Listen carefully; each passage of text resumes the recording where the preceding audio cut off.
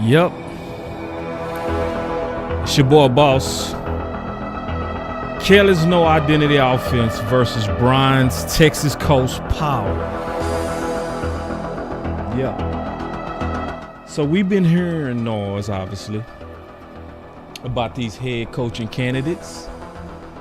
I'm gonna really get into the details because I obviously know that people think that some of the things I'm saying is crazy, and it's not. I'm very qualified to talk about what I'm talking about. I haven't done this, but I'm gonna do it today. One of the things that qualifies me for this discussion is when I played for the University of Houston, I was fortunate enough to be, for the time I was there, directly under coaches that was my defensive coordinator. Usually your secondary coaches are not the defensive coordinators, but I had two, Donnie Henderson and Gary Bartell. Especially Donnie Henderson, he really, he coached Stephon Gilmore. He was a man that really, really taught me the game. So when I break this down and I talk about this is not some YouTuber that just turned on a camera and start talking. I wasn't a former board op that got graduated up to radio. I spent hours and hours and hours with these men, where on a daily basis we discuss scheme very heavily, and most people would have probably never had that experience. So I'm gonna share. That's what makes me qualified to really break this down. I'm gonna also say that I guarantee you that most don't see it. And I think that's what's causing a divide right now with me and some people in the community and others. So what I'm gonna do is I'm gonna do my best to really try to break this down, and I'm gonna do it quick. I had a bad tendency of taking stuff that should take 30 minutes and talking about it for 2 hours. I ain't gonna do that today. My goal is to try to have this whole presentation wrapped up and concise. That way everybody can get it, and then we can really kind of see the value of these two candidates. I got pretty much my mind made up based on the facts that I'm gonna show tonight. What's gonna be different with me though is it is gonna be extremely factual. A lot of receipts, a lot of proof, it's gonna be a lot of that. It's gonna be mostly that. So if you really care about the Cowboys, this is the show for you, because we had a pivotal decision point, and I don't agree with a lot of stuff that's being pushed out there, especially on Kellen Moore. I really honestly believe that a lot of people are not cross-examining him right. They doing a bad job, in my opinion. They kind of letting them pass on some things that should be obvious concerns, like the option route. So we gonna talk about that. You hearing him being sold. You're not really hearing him being questioned as he should, especially based on what happened. So I promise you I'm gonna dig into these facts though. And I promise you it's gonna be worth it. So y'all sit back. Y'all let your boy Boss cook. I'll be right back.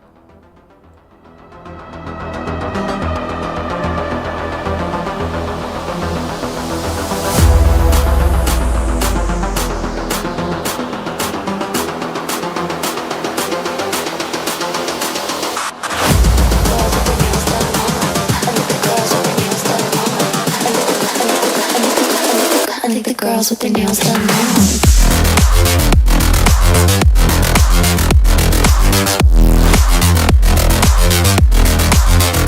Girls with their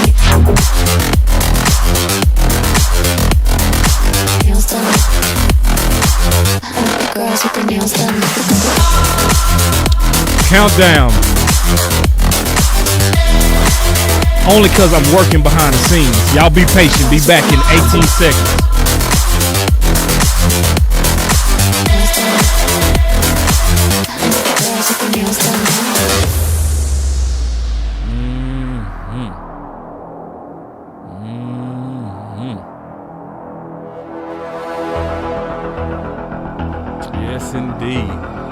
I can't wait for this one. I'm gonna tell y'all right now, this is gonna probably be one of my best shows. I'm gonna tell you that right now. Telling you right now. So we finna get into it, man. Let's go. All right, we finna get into it, man. Excited for this show. Excited for this show. I ain't gonna waste no time. Let's get it. All right, man. Welcome to Boss Cowboy Sports, where your voice matter. Can't wait to really kind of break this down. I'm gonna get right into the sauce.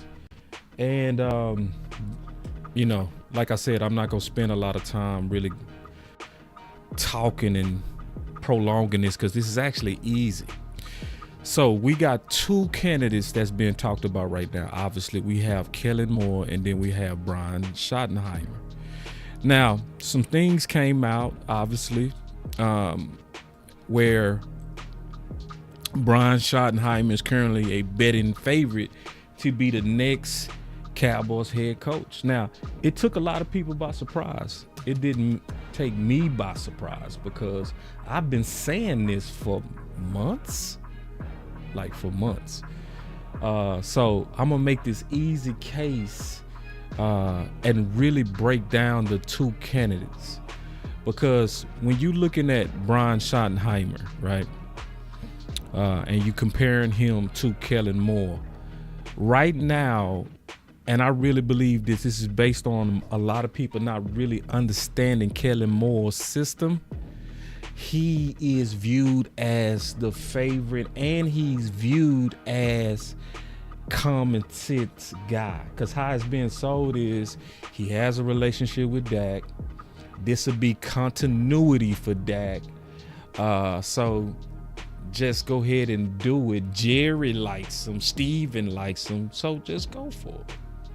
It sounds simple, but it's really not that simple. It's actually a lot of chaos that's come from Kellen. But I do also understand the temptation, because Kellen is a very smart guy. It's impossible to just listen to him talk ball, right? If you listen to him talk ball, you're going to be impressed with just, his football language and his football IQ. It's going to pop out. But you have to look at him from a conceptual standpoint. That's why I needed to show my background, because when I used to go against people like him, the job that I had was to learn how to defeat an offense. That's why I needed to start off showing y'all that I came from that. I come from that, So I come from guys who that's all we talked about, because I was in intimate rooms with defensive coordinators for 4 years. So, my boy, I already got a super chat. My boy Weebu say, boss, your title says Eagles versus Rams. It still say that? It shouldn't say that right now. I changed it. Refresh it. Make sure you refresh it. Hold on. Give me 1 second. Let me update this title, y'all. Y'all give me 1 second. Because I do need to make sure that the title is correct. And I'm going to get right into this, though. I'm not going to waste no time. Okay, so let me know if it's updated. Hit that refresh, Black. Hit that refresh, and then let me know. All right, so here we go. Getting into the real details of this. This is kind of simple stuff. We go first break down Kellen Moore real fast and sweet. So the whole name identity, no identity, actually came from Jay Tuck. And what happened is, every time I talked about it, I was just describing his offense as a system. But then Jay Tuck, he did some research one day about 3 or 4 in the morning and found out that, it was an actual major background when it came down to Boise State, right? So under Boise State, basically his system came from Chris Peterson, where he quoted, "We run plays, we don't run offense." Okay, that's very important, so that you can kind of understand why even people like Michael Lombardi was calling him human joystick, because if you're looking at his offense, it'll look weird because it won't have no patterns to it. It won't have no rhythm to it, right? But that's by design. And so looking at the schemes of Boise State, Boise State linebacker coach Jeff Cody once told me at a coaching clinic 2 years back, we run plays, we don't have an offense. It makes it difficult to defend. At that time, he was working with the running backs before this project. I wondered how an offense can't be a system. Coordinators pride themselves on establishing identities. You know, it's what we do. It's a common mantra among the coaching profession. Urban Meyer at Florida has his spread option. Chip Kelly at Oregon has his QB run game. Steve Sarkisian at Washington has his pro-style offense that he developed at USC. Well, apparently Boise was Seinfeld of college football. Their lack of identity is their identity. So that's where we came up with the name, the No Identity Offense. Or Tuck did, and I just ran with it because it made sense, right? Because you could see the lack of identity in his offense. And to traditional offensive play callers or schemers, they would look at it like, what's going on? So when you break it down, Tuck did this, and he did a good job of this, so I'm gonna just kind of break it down. It is a buffet style playbook, okay? It's a very much buffet style playbook. And you got to have a QB with a large mental capacity, and the wide receivers is on what's called a digit system, right? Which is basically option routes. Okay. So let me play this, and it's going to really make it make sense to you when you hear Gruden break down Boise State. We're going to get into the Boise system, but your command of this system, can you describe this offense for young quarterbacks out there? I mean, I'm watching this. This is Warren Sapp playing fullback, number 99. That's one of our D tackles from Canada. I don't know how you get him in the game, but you got a two-back set with him in there. Now, keep in mind, this is Kellen Moore in college, which is impressive.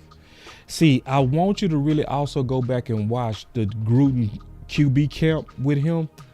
One thing that you go notice that's happening with him that you didn't see happen with no other quarterback, Gruden was learning from Kellen.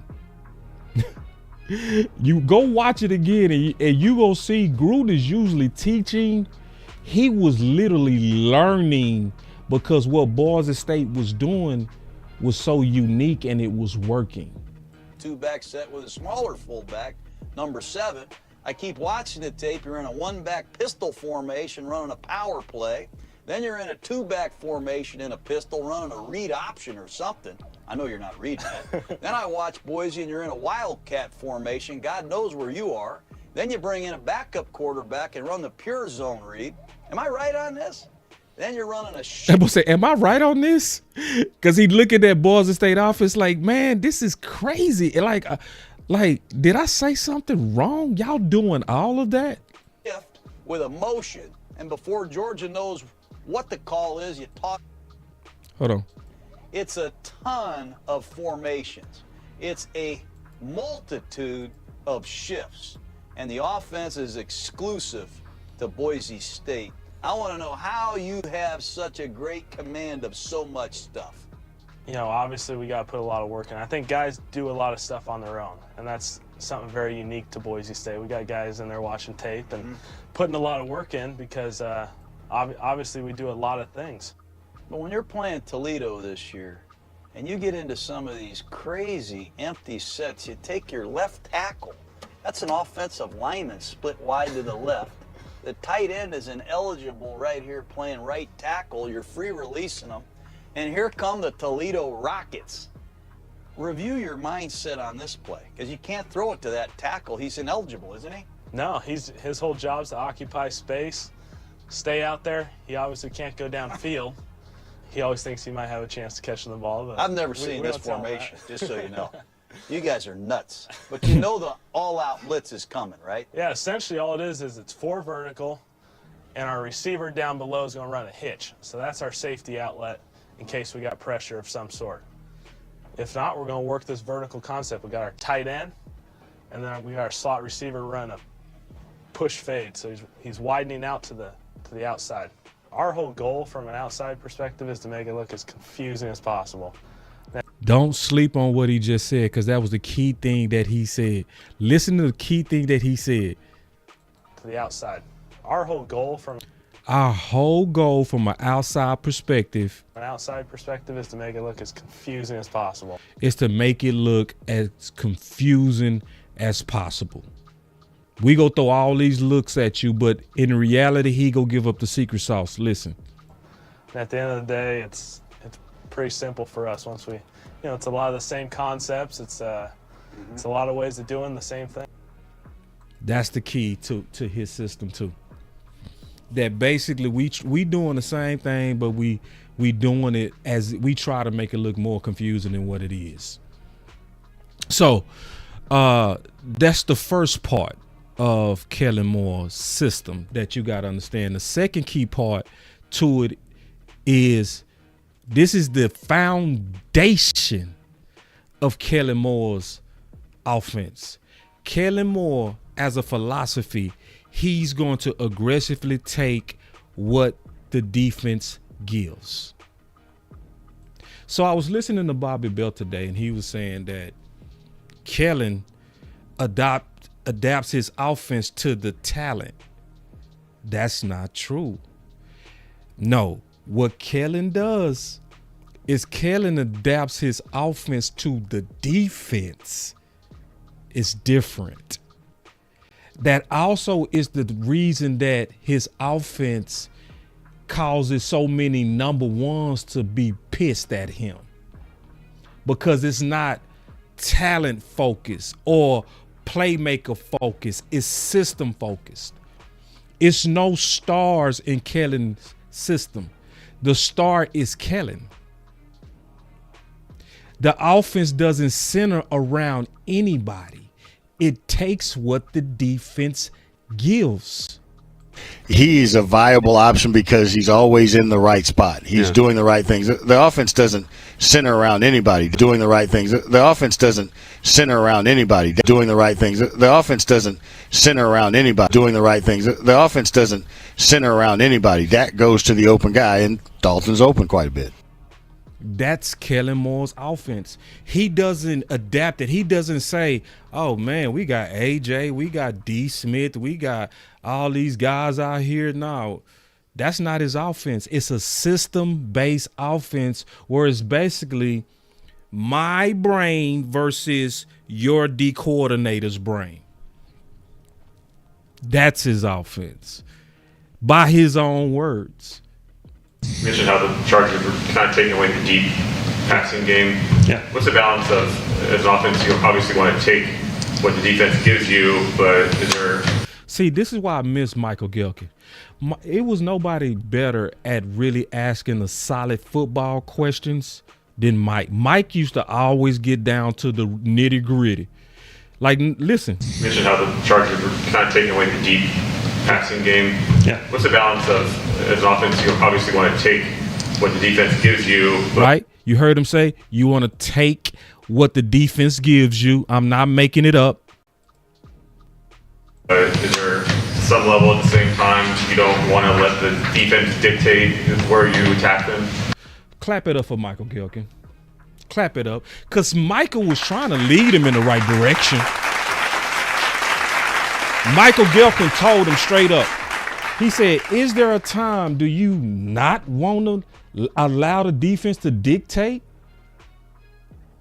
Let me show y'all that one more time. That gives you, but is there some level at the same time you don't want to let the defense dictate where you attack? Is there a level that you don't want to allow the defense to dictate where you want to attack? Them? Yeah, aggressively take what they give us. So his answer was no. We're going to know. My offense is to take what they give us. No, my offense is not. You saying, is it a time where you say, you know what, we're not going to let the defense dictate where we attack? No, he was like, nah, that's what we do.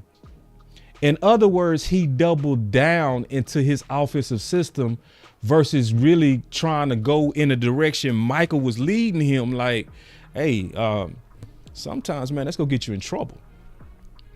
But what did Kellen do? He doubled down on it.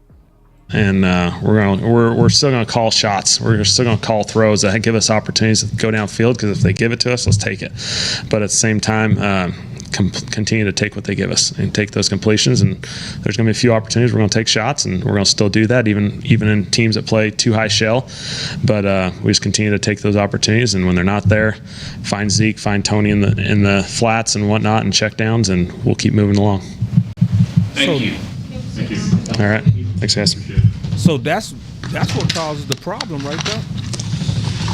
That's the problem right there. See, in his system is no stars. That's why, honestly, a lot of the people that's on the radio need to really listen to what I'm saying right now, because I don't think they're seeing it right. Now, I do also got to say, I didn't see this right for a while. Like, it was a time I used to sing the song of Kellen. I used to be like, man, why y'all got a problem with Kellen, man? Like, he's offense number one this, offense number one that, right? So I wasn't seeing, I was looking at him from the forest. I didn't go look up closer at that tree, right? And so when I looked up close at that tree, I was like, this man got some major flaws, and these flaws is what hurts us in the big games. So a lot of people, they'll hear me say stuff like his system is fool's gold, and they'll be like, damn, man, how you go call a system that was number one in this and number one in that, you know, and look like it was high power for a little while. Like, how you go say that is fool's gold? So let me really explain where his offense is really effective. His offense is extremely effective if you have a static defense, meaning you don't have a bunch of different looks and disguises. See, remember, Dan Quinn was more static. Zimmer has a lot of pre-snap movement, right? So the idea is, what happens is, it's harder to get a read on a defense that show a lot of disguises, because it's not about tricking the quarterback. What you also trying to do is you're trying to throw off the weapons. Because if you throw off the weapons who also have to read the defense, you also throw off the quarterback. So that's his problem, because his system is not about stars. It's not about playmakers. It's not about, do you have Amari or not? It's not about, do you have CeeDee Lamb or not? It's about, what did this defense show us so that we can now go away from the threat that they just showed us with this defensive look. That's the problem with Kellen's system. That's what a lot of them media people not understanding. And that's where they think we crazy. And I'm not crazy. Listen to Kellen. You always have to be careful of trying to narrow the focus for the quarterback into one particular guy. We feel fortunate to have other guys. Hey, they all want the ball. So you see how he talk about stars? Because he was talking about, at that moment, he was talking about Amari. You got to be careful not to kind of lock it into one guy, you know, because they all want the ball. You got to be careful, because, you know, y'all not really thinking this through, you know, because, you know, they all want the ball. See, that's why when you go look, and you see what he said, we have to be careful not to narrow the focus to one guy. But if you look around the league, right, especially during that period when he was coaching us, you will see, it was a lot of teams that had no problem targeting their stars week in and week out. It was your philosophy that had a problem with it. But yeah, where you got Amari Cooper with 96 targets, and everybody else is almost twice that much. But, you know, when you got a system that's not catered to stars, that's more so catered to his play calling. And see, let me explain why, in my opinion, a lot of teams want Kellen. A lot of people think they want Kellen because they like, he's so smart. I don't think they want him just because he's smart. I think they want Kellen because they want the system to work in the NFL. They want the system to work in the NFL, in my opinion, because if you can get an offense that's not dependent upon playmakers, but dependent upon timing, you don't have to pay the playmakers, which makes him tempting to oligarchs. Just keeping it real. So that's because what he did at Boise stood out. Because Boise always, when he was there, was around a mid recruiting team. So they would have a lot of 2-star athletes. But he was winning a lot of games with average athletes. That got the attention of coaches everywhere. That's why when you see Gruden was taking notes, because they want that system. They want a system that can win without having stars. Owners want it bad because it's going to help them reallocate resources to other places. So I think people falsely overvalue why teams continue to want to talk to him. I think they want to talk to him because they want Boise State in the league, because they're going to be able to pay players less. The playmaker talked about that. You think I'm lying?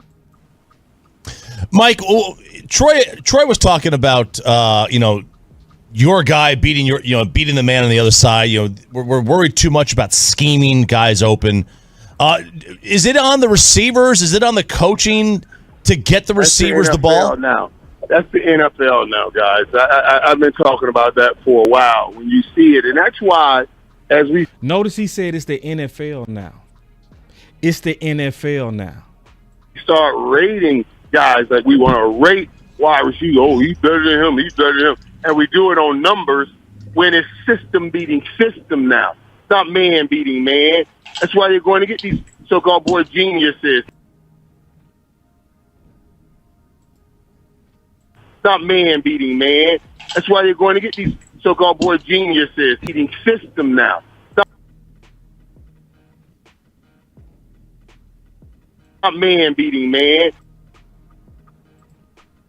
Do it on numbers when it's system beating system now. Not man beating man. That's why you're going to get these so-called boy geniuses. They try to figure out a way to beat a system.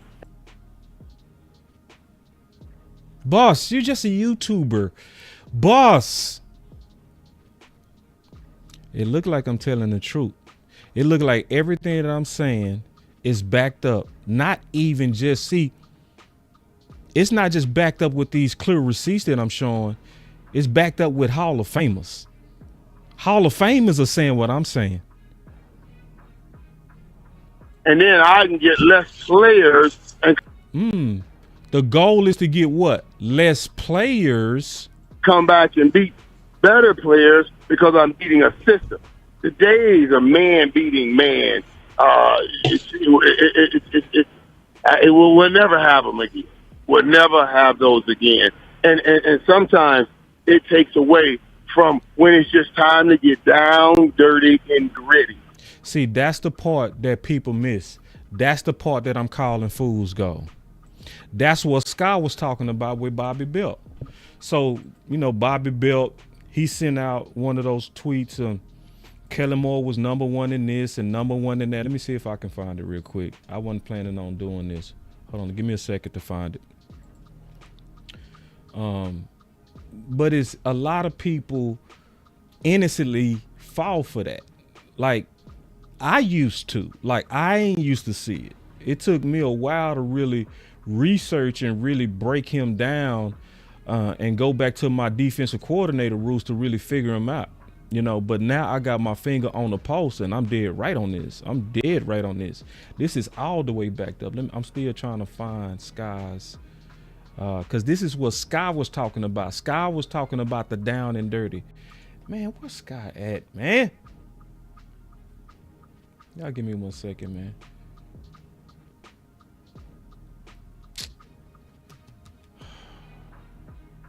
Hold on, y'all. I'm gonna find it. Y'all just be patient.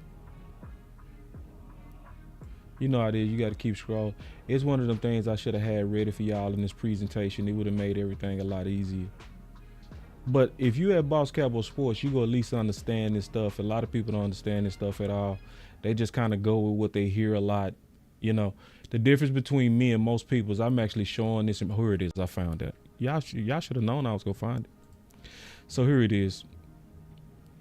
So remember what the playmaker said when it get down and dirty, right? Time it takes away from when it's just time to get down, dirty, and gritty.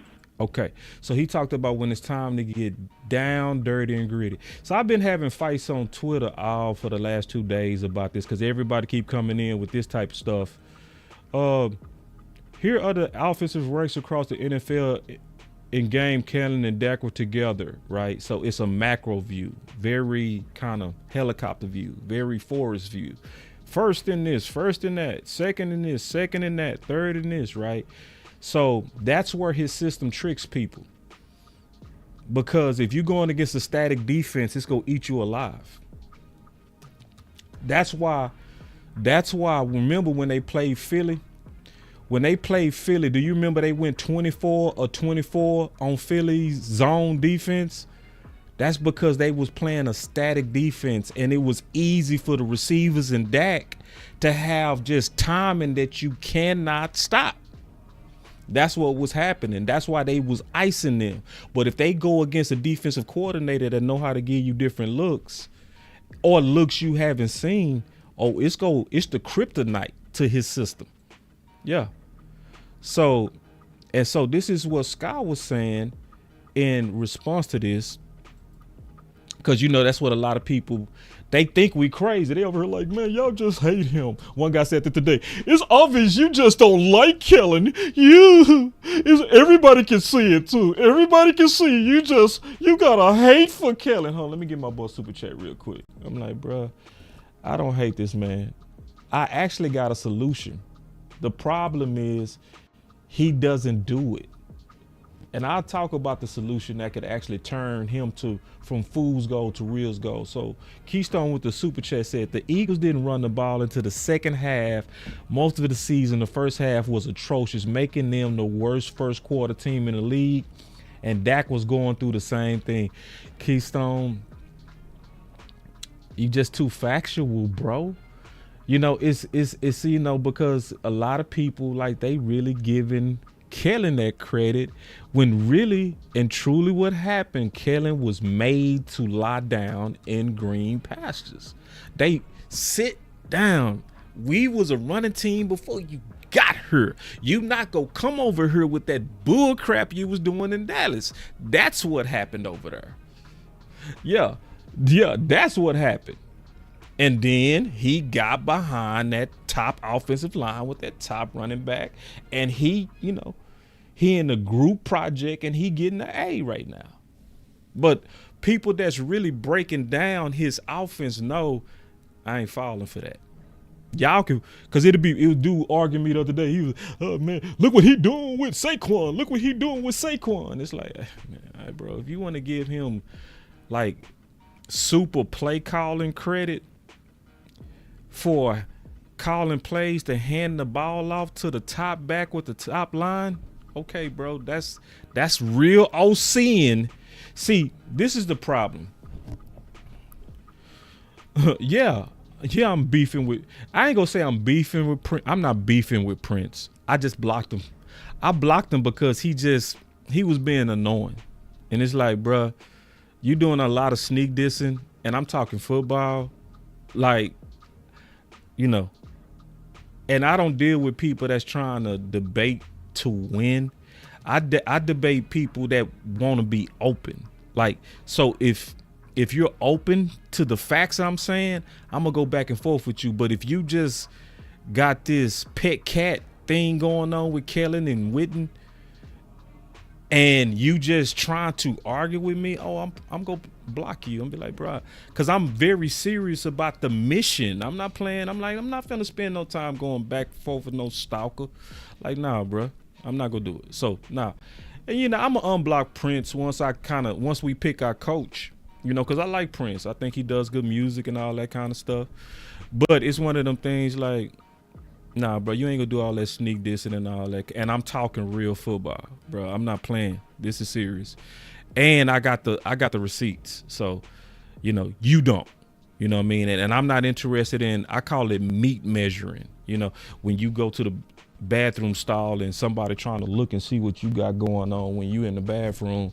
A lot of people got that kind of attitude when it come down to trying to be right. You know, they want to test their football IQ on you. I'm like, I'm not in no competition, bro. So if I even smell that, I'm gonna block you. So anyway, that's what happened with Prince. So anyway, going back, because I want to kind of get through this. I'm just kind of painting this picture.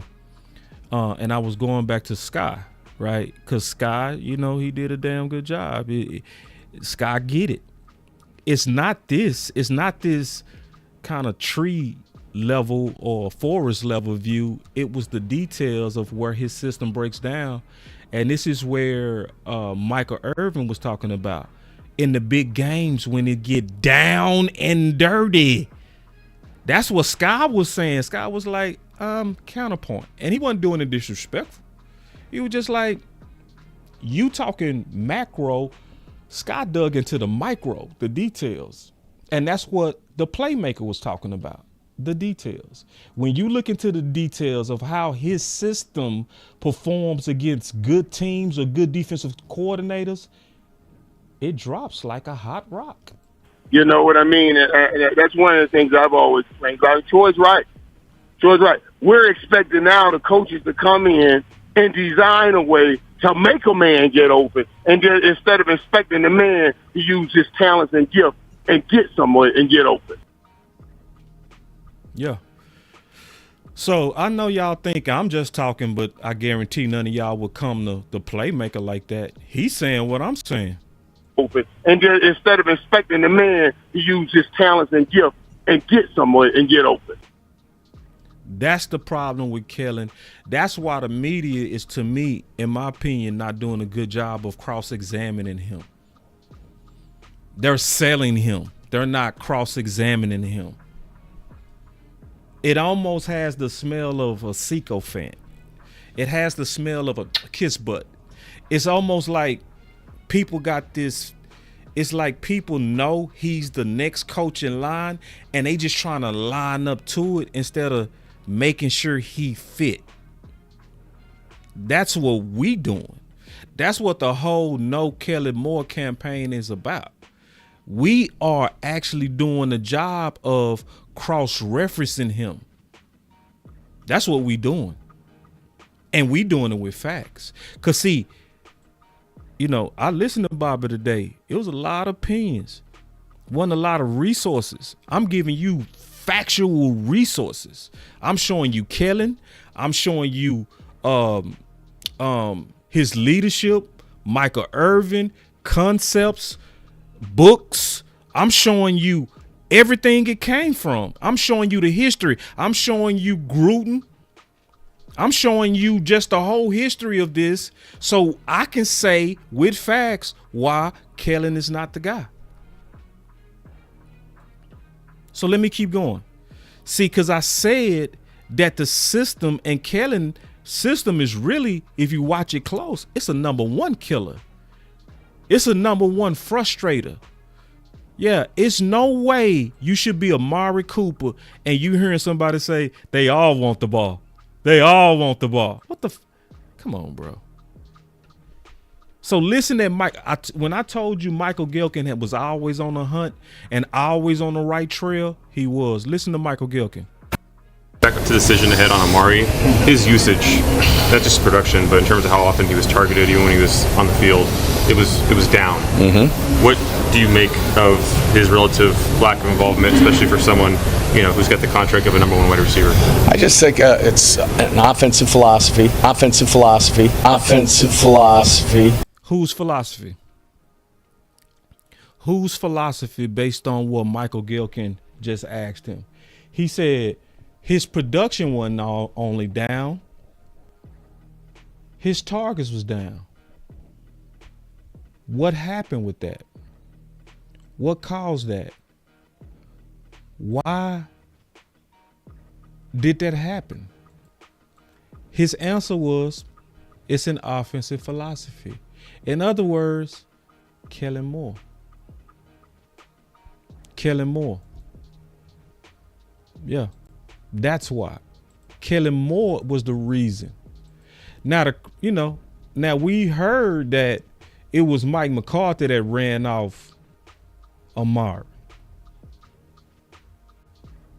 That's why I always said, when I listened to what Bobby said, I was like,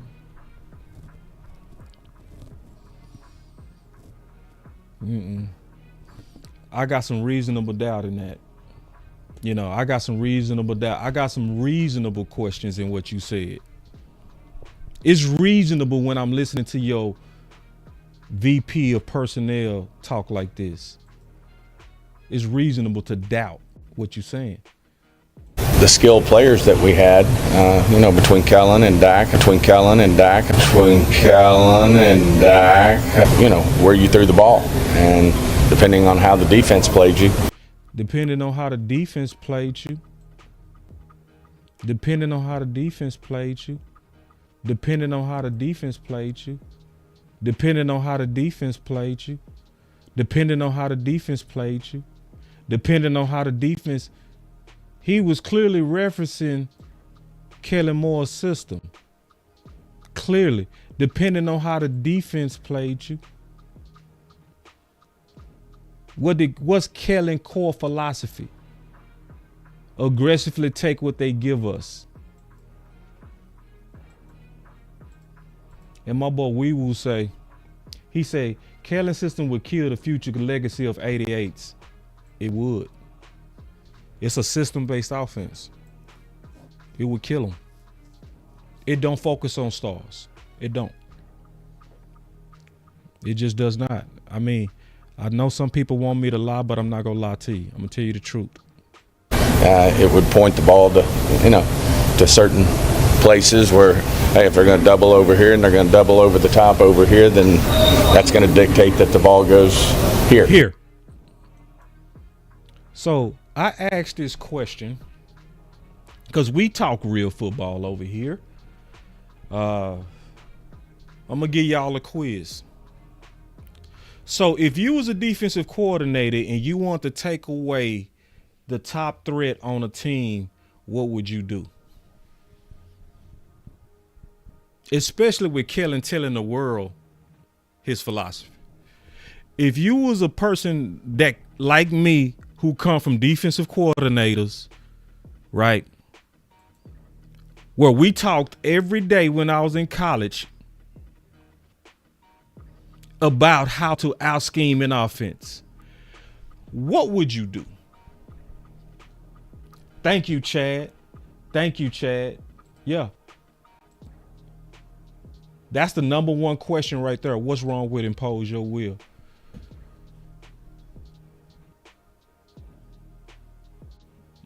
What you would do if you was a defensive coordinator is you would show a look to the Dallas Cowboys that would cause his offense to go away from the stars.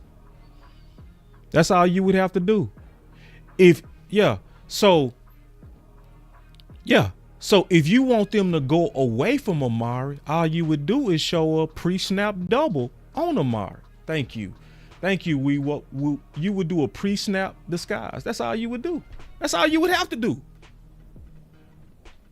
That's all you would have to do is show a pre-snap disguise where you would show a double on Amari and his scary ass system would then target Schultz. And this is why all those Hall of Famers was speaking out against Kellen in the big games. They were saying, how in the world in big games are we seeing little targets to Amari, little targets to CD Lamb, and very little touches to Pollard? What? That's because, them other D coordinators was playing some bona fide chess on them.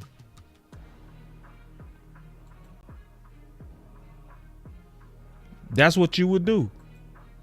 You would show a look. We're not going to target Amari as much. Is that the right system? Is that the right system? Is that the right system? Look, see, Michael Gelkin was on his head. Michael Gelkin was on a trail. He was on a trail like no other media person. Is that the right system? And he basically, your system not targeting number ones? Is that the right system? Let me say it like this. For all of y'all that keep trying to sell us on Kellen Moore, is that the right system? Boss, but he's young. He's smart. His offense, he adapts his offense to the playmakers. No, he don't. No, he don't. No, he don't. That's why AJ on the sideline reading books. AJ been mad for 2 years, just like Amari.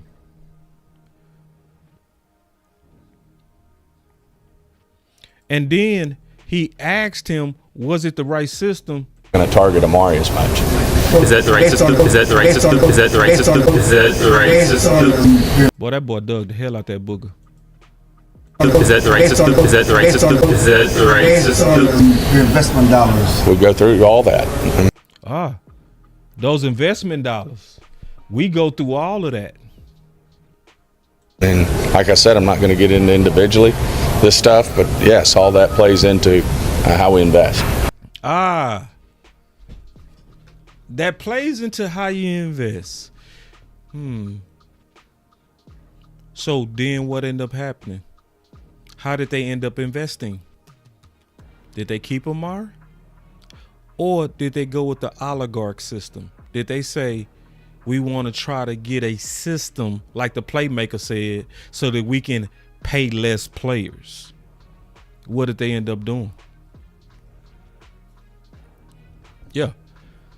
So for the people that like CeeDee Lamb and like the fact that CeeDee Lamb with Mike McCarthy was getting fed, do you want that, or do you want?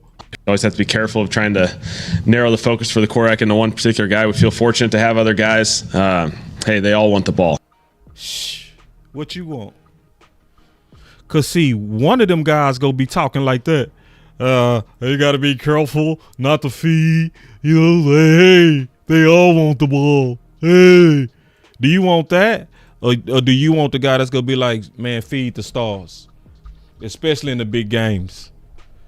Feed the stars. My system ain't ran like that. I ain't gotten it. It ain't me versus the DC. It's my stars versus your stars.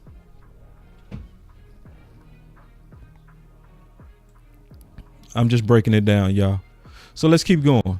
Cause see, this is the other side that the playmaker talked about. The disorder from this. Listen to the disorder.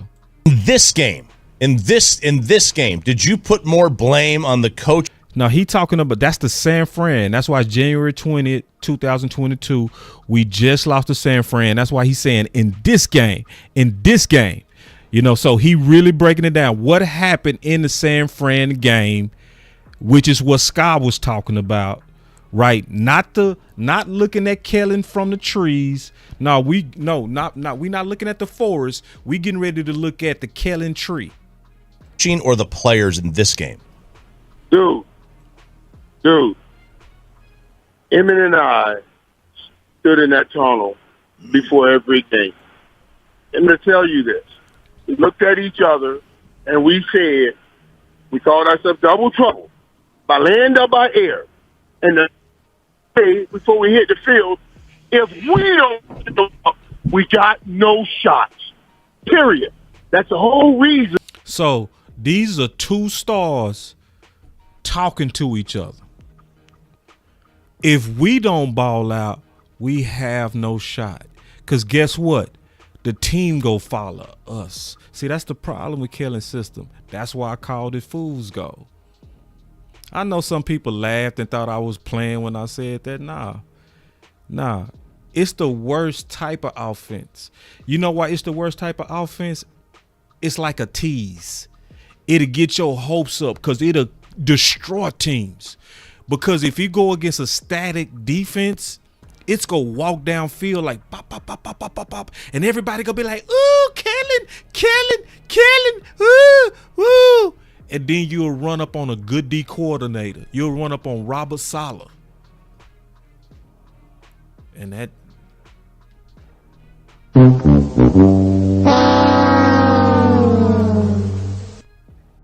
it's a tease ass offense. It's a tease. Yeah. So then it'll show up in the big games. You'll be like, damn, we was averaging 35. We was talking about 40 burger. Then you go out there and you look like this BS. Hold on real quick. Then you go out there and you look like this BS. But if you judging Kellen's system according to this, you ain't gonna see it. You ain't gonna see it. Yeah. You just not gonna see it. We did that because we knew if we didn't show up, we got no shot. Our stars didn't show up. We had no shot. Whenever you got disorder, dysfunction. We can't have our stars putting up role player numbers like 31 yards rushing.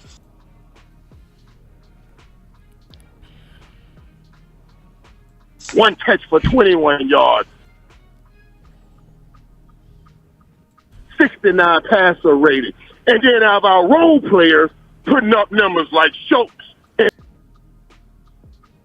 and Wilson. That's a disorder. Trying to make our role players stars, our stars role players. That's a disorder, and the team dysfunction, and our ass is home. And boy said, and our ass is home. And see, that's why I got to do a show like this. Because a lot of people still caught up on this. They not looking at this.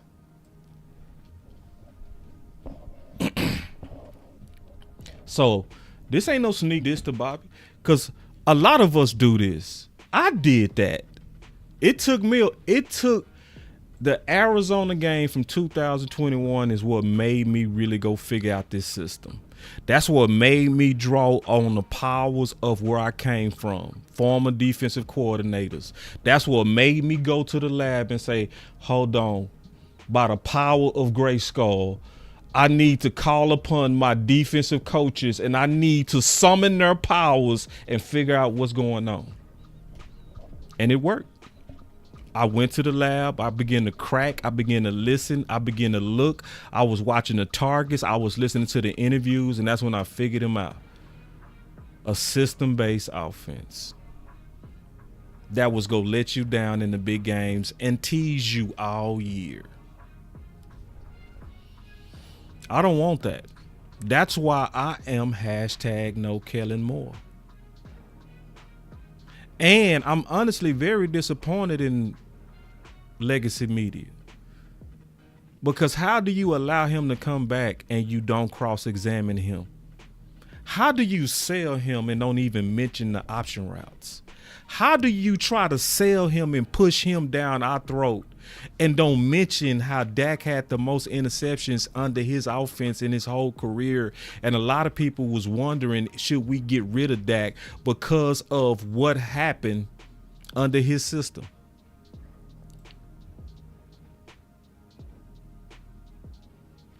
So now I'm finna break down the real details of his system.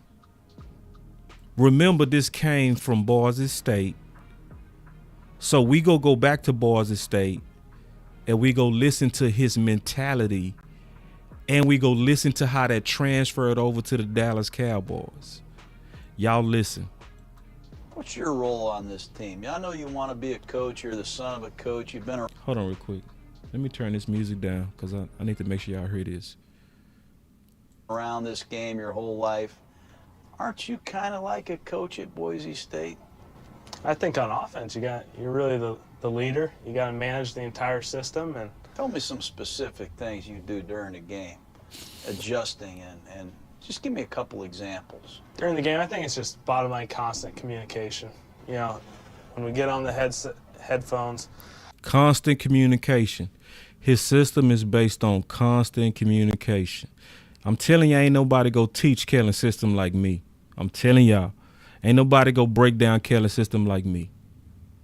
I have truly, by the power of Grayskull, figured this man out.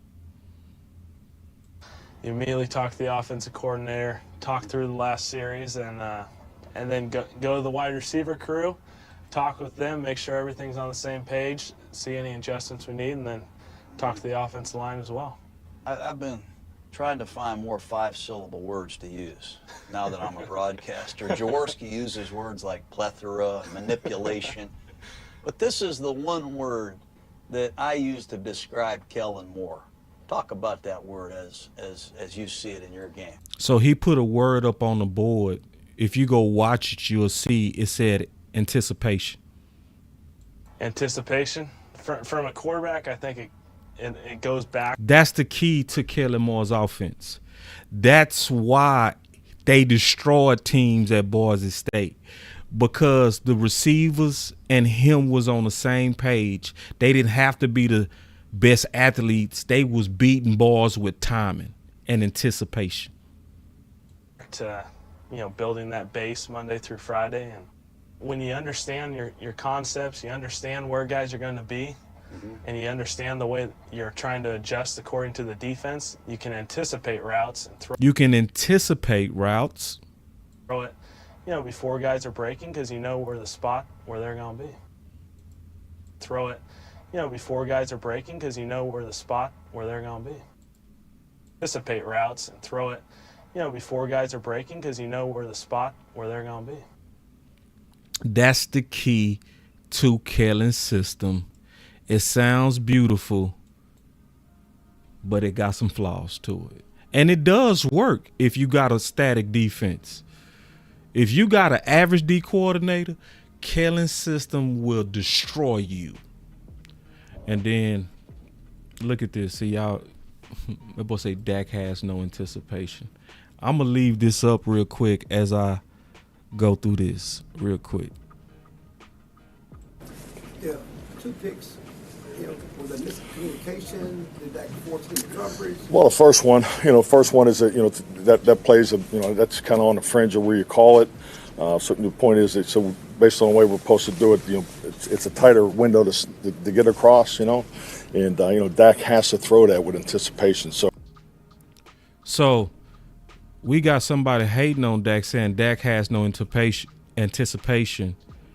But then we got Mike McCarthy literally saying Dak had to throw it with anticipation, which means that he actually did what this guy named JB said he doesn't have.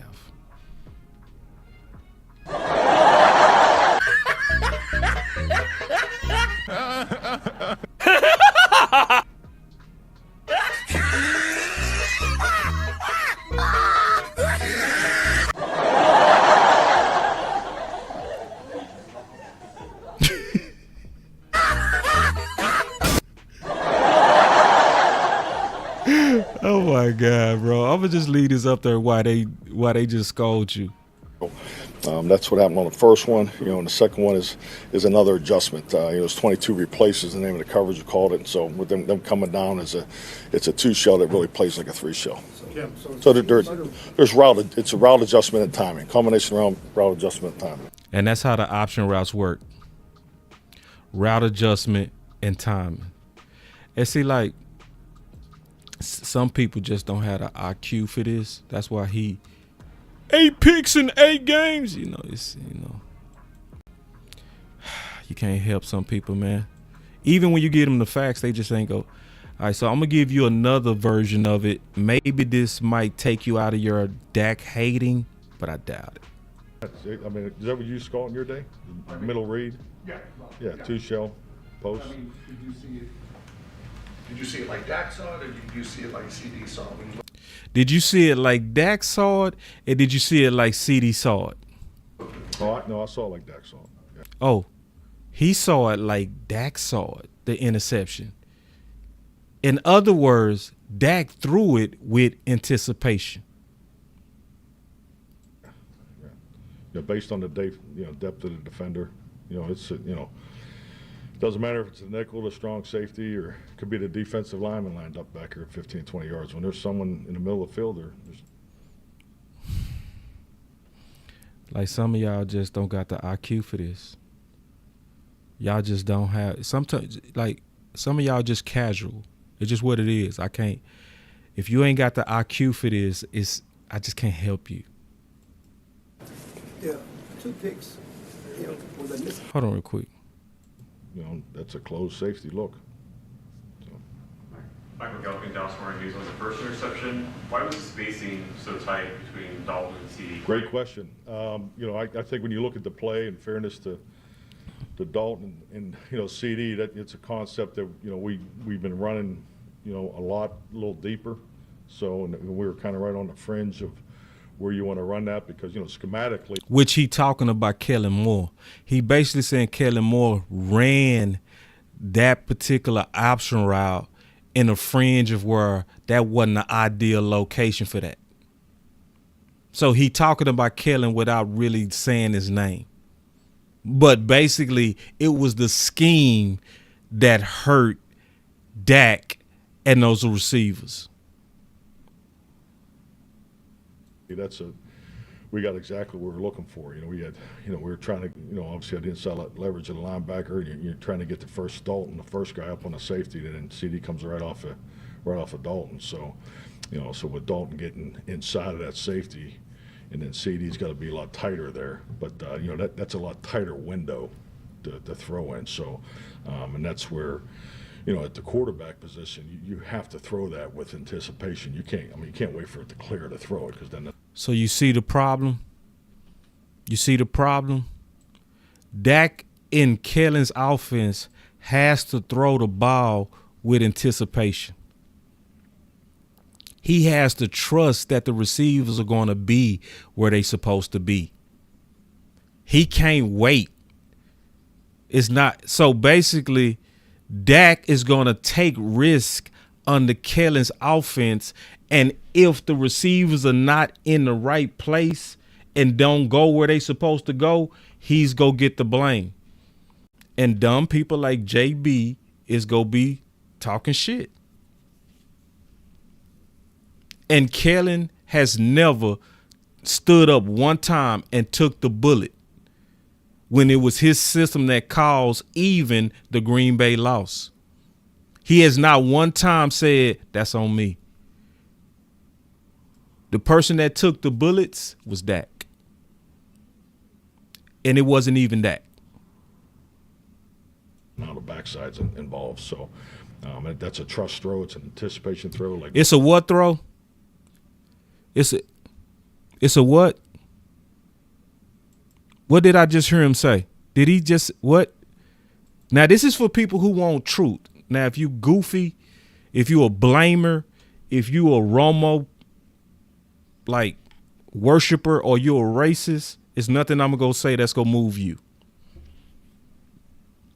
But if you somebody that want truth, facts, references, receipts, if you want to understand truly why a lot of us are on this hashtag no Kellen Moore. If you somebody that you want answers, you can't handle the truth. To throw it because then now the backside's involved. So that's a trust throw. It's an anticipation throw. It's a what? It's a trust throw. It's an anticipation throw. Yeah. And see, remember what did Kellen Moore say when he was talking to Gruden? When you understand your concepts, you understand where guys are going to be, and you understand the way you're trying to adjust according to the defense, you can anticipate routes and throw it, before guys are breaking because you know where the spot where they're going to be. Anticipation is what this system is built on. It's also built on communication. And you can have communication breakdowns that's not, sadly, sometimes the receiver fault or the quarterback fault.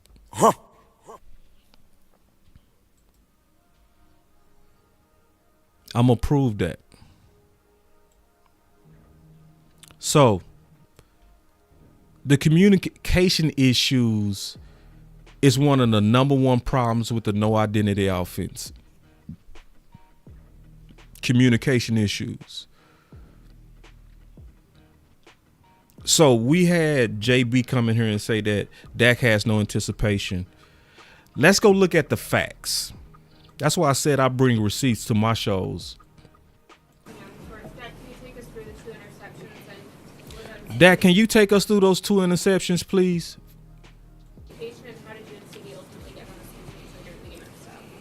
Yeah, I'd say definitely miscommunication. First one was to Schultz. Just kind of, he said he got knocked off his route in a sense, thinking he was going to cross face. They make a play.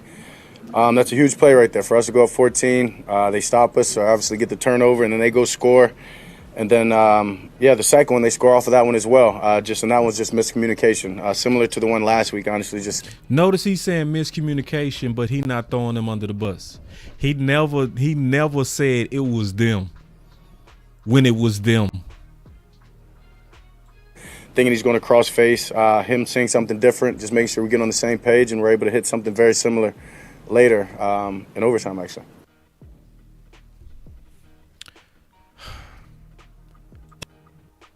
The worst person is Kellen Moore, by far. Like, people forgot that Dak had the most interception in his career under his offense. Did we forget that? Did we forget that these receivers were saying his offensive system was too complicated? Did we forget that? So this whole Dak intercept, that's the storyline right now. This is the sad part. This is gonna be factual by both people, Dak and CeeDee Lamb, that it wasn't on Dak. But people and Cowboy fans like JB is still go blame him. Now, what do you say to this whole Dak interception number narrative? A lot of, like, if you look at it, a lot of it was on us. As JB, did you hear that? Or you kind of slow still? Receivers, not being on the same page, but.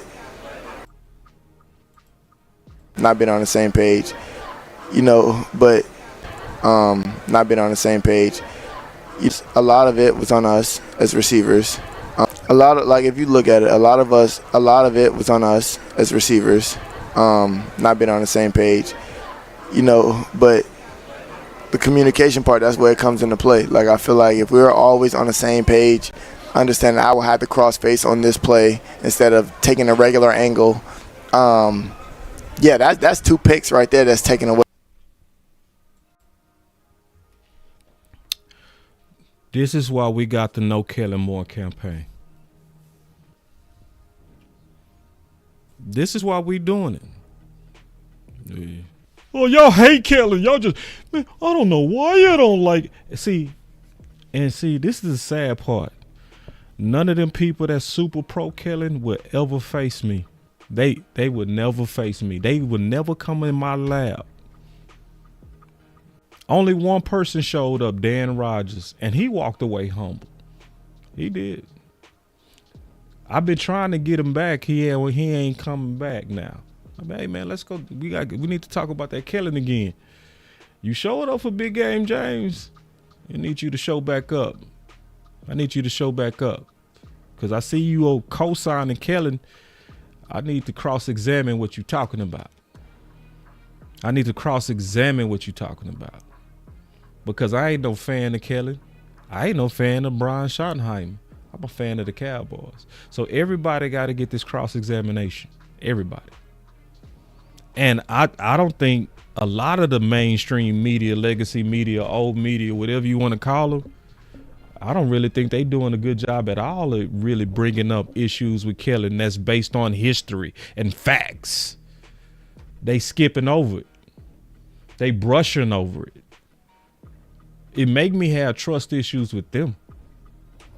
Just keeping it real. I do have trust issues. Too many times I heard y'all say if it bleeds, it reads.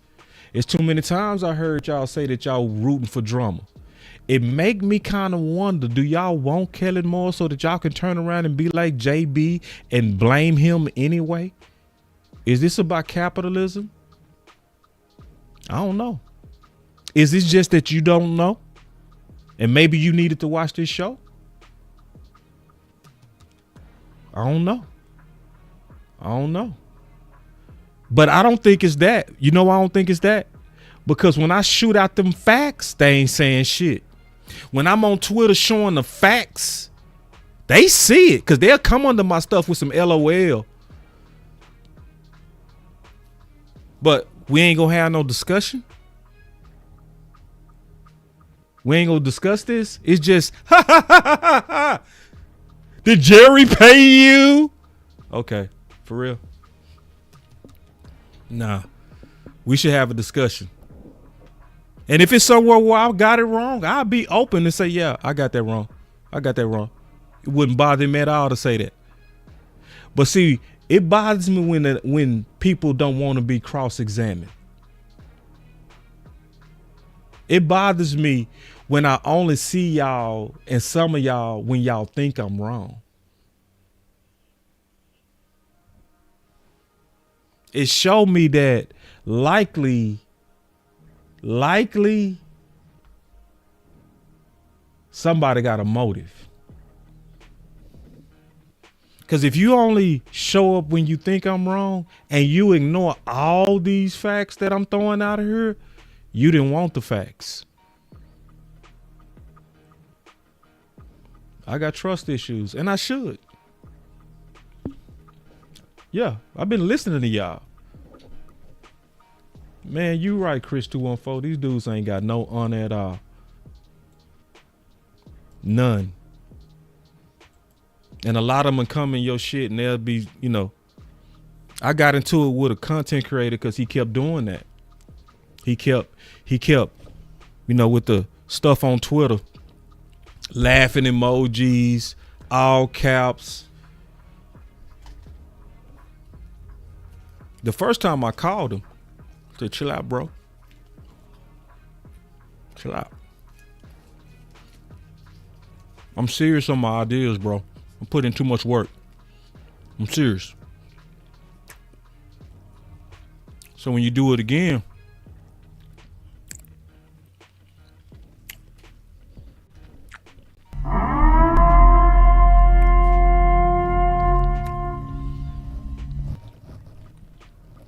let's talk about the other sides of Kellen.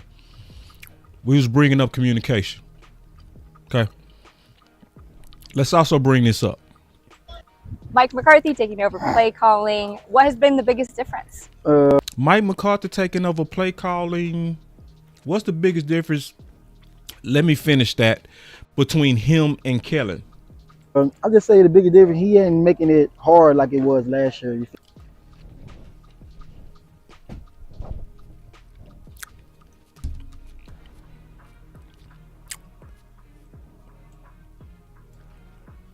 Been the biggest difference? I just say the biggest difference, he ain't making it hard like it was last year. You feel me? I just feel like he making it like a West Coast, like he wanted to be, like we wasn't going to be. And I just feel like it making guys, you know, more easier than like it was. It's not a lot of personnel, it just is a lot of plays. So I just feel like he making it way more easier, and guys don't got to think. Guys go out there and just guys ain't got to think.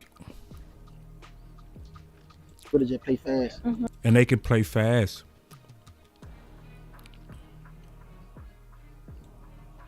So that's basically what it is. So you got Brandon Cooks now added to the receiver room. How has? But they want Kellen Moore. Kellen is so smart.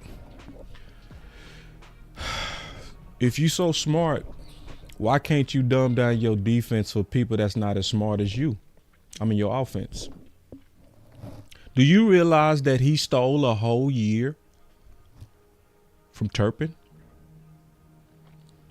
Because his offense was so complicated. Because you got to realize that when you under Kellen Moore's no identity offense, you have to be able to read the defense on the level of a quarterback in the NFL.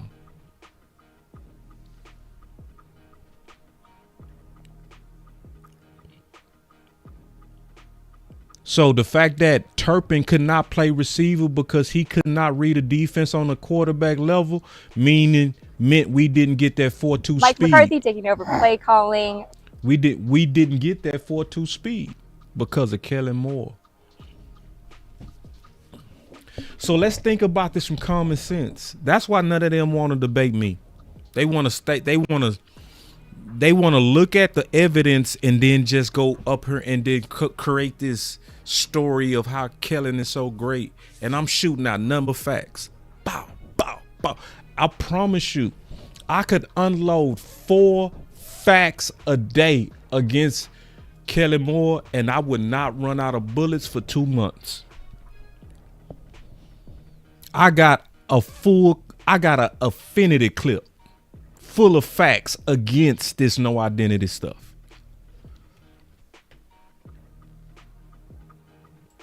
Mike McCarthy taking over play calling. What has been the biggest difference? I just say the biggest difference, he ain't making it hard like it was last year. You feel me? I just feel like he making it like a West Coast, like he wanted to be, like we was in Grand Bay. And I just feel like it making guys, more easier than like it was. It's not a lot of personnel, just it's a lot of plays.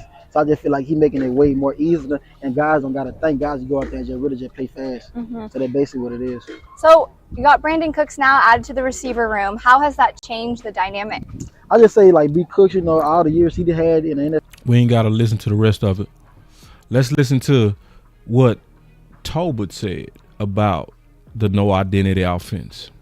Just what are some things that you feel that could just simplify this thing and get us back to just football, just wide receivers getting down the field, getting open? Because talent-wise, man, I don't see a wide receiver. I mean, there's some wide receiver rooms that got some ridiculous number 1s, but there ain't too many wide receiver rooms that got number 2s, 3s, 4s, and 5. God damn, get to the question, Wes. No, I'm messing with him.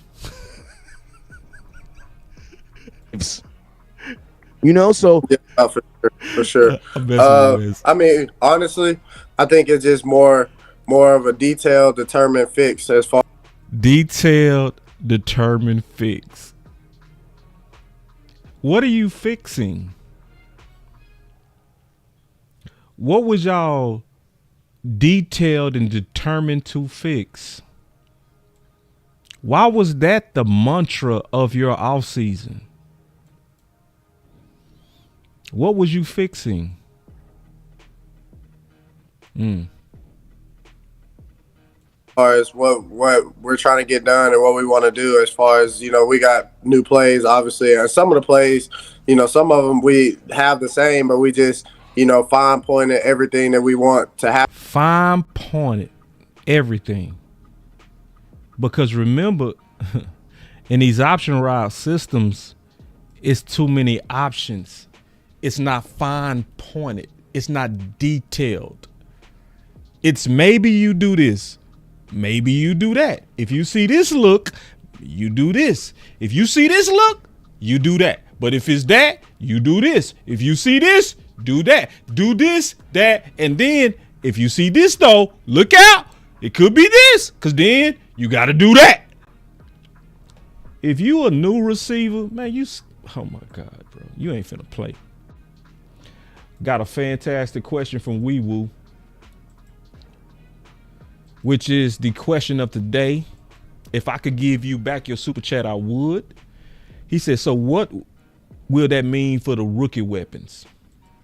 What that means is, and I already had this in my presentation, you are stress testing the hell out of Will McClay.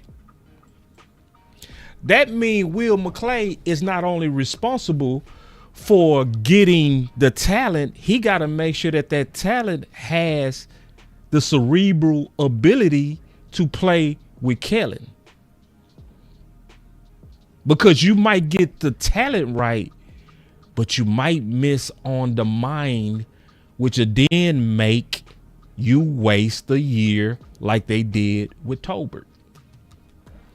Steven admitted with Tolbert, we put too much on his plate. No, Kellen Moore's system was too much for him.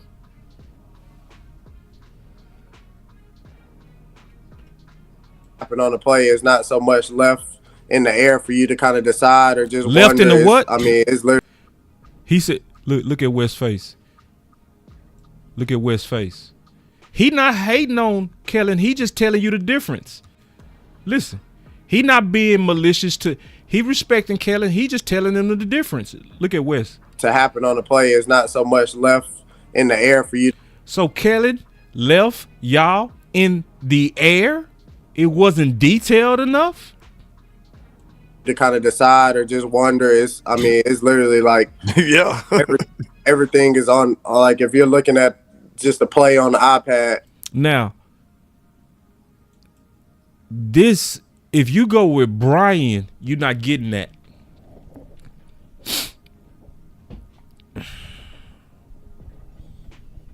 If you go with Brian, if you go with the Brian Texas Coast Power scheme, you're not getting that. You gonna have the same language. You ain't gonna have this trigonometry concepts where your receivers got to read the defense on the NFL quarterback level. You're not getting that with Brian and the Texas Coast. You're not getting that. Every detail from the split to like the revolutions you taking stepwise to the depth to one or two reads or whatever, so you get more depth on one side than the other side because you're the third read or whatever. So everything is fine pointed and fixed to senses where when you're in a certain spot, you know what is asked of you, you know what the goal is of the play, you know where the play should go, you know what. So it's gonna help a lot of people play, faster. A lot. Damn, he said the same thing Turpin said.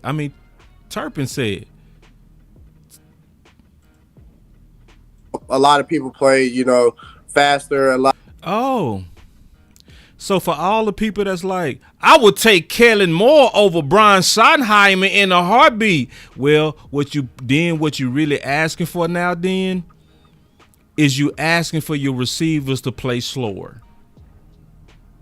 You got two receivers who just admitted that they are able to play faster because they are in the Texas Coast versus the no identity offense. What do you want? Chat, which one, if based on what I've said so far, what I've shown so far, the receipts that I've proven so far, which one would you want for your Cowboys?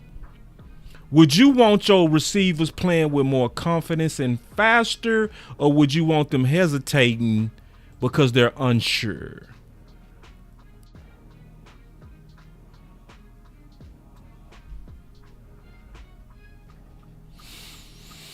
So, I'm going to also tell you the ultimate kryptonite, and I'm almost done. I'm going to show you the ultimate kryptonite. You want to know the ultimate kryptonite? You know how kryptonite took away the superpowers of Superman? You know what take away the superpowers of Kellen Moore? It's simple, too.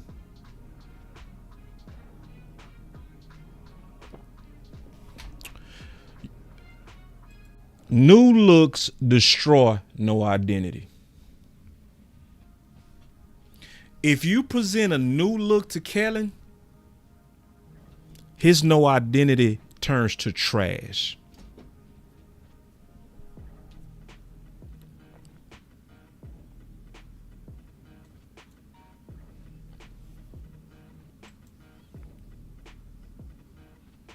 That's the thing. So I'm going to show you Dak after the Texas game. We won this game, but remember Dak threw 2 interceptions. And they were starting to pound on him on those interceptions. Watch where they got him. Listen. What were they doing though in the first 58? I mean, Mike and Jerry said they were showing you coverage and doing things they hadn't done before, you hadn't seen before. And Mike said that it's something other teams may copy. Yeah, for sure. A little bit of we know that they had a decent disguise and coming into the game, but however, they're going to get to a couple of coverages. I feel like they added a couple of more tonight. That's the key to breaking down Kellen Moore. Surprise looks. And just, when you do that and against and you haven't shown that on film. And you ain't showed it on film. That's how you get Kellen. Because, see, I want you to think about it.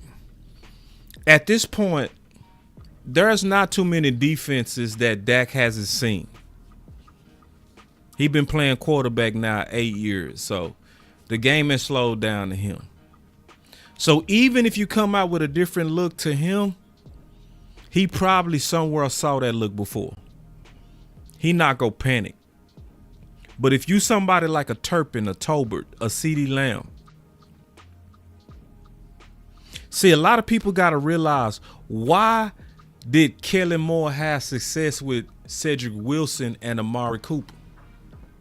Cedric Wilson was a former quarterback. If you was a former quarterback, who's going to read defenses on a quarterback level? Cedric.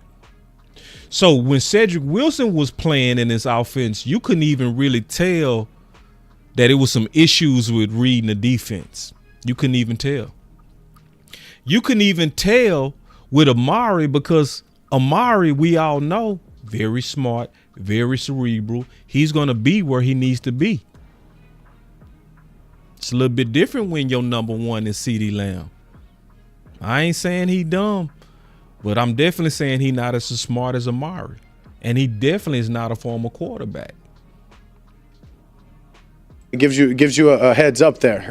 So whether it be the play calling that maybe wasn't the best at the time, my reads were half a bit slower because they disguised it well and got to some that they haven't been in. Dak is telling you to break down the Kelly system. Did y'all hear it? He told you. These are the things that could complicate Kellen's system. But we just YouTubers, we just talking. We just talking. We don't know what we talking about. He just told you the breakdown. Best at the time, my reads were half a bit slower because they disguised it well and got. They disguised it well. This is the kryptonite to Kellen.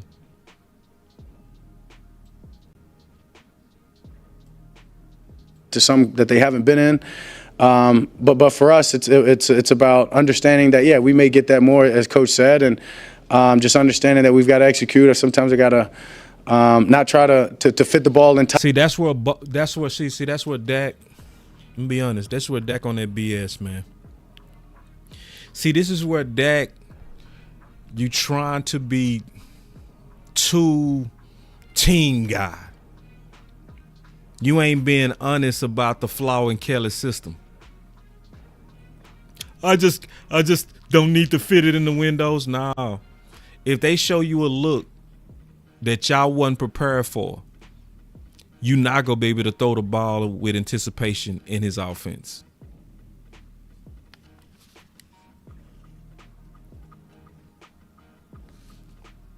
Tight windows and create those tip passes and too many balls up in the air, and that's what they want. So I just can't give them that opportunity.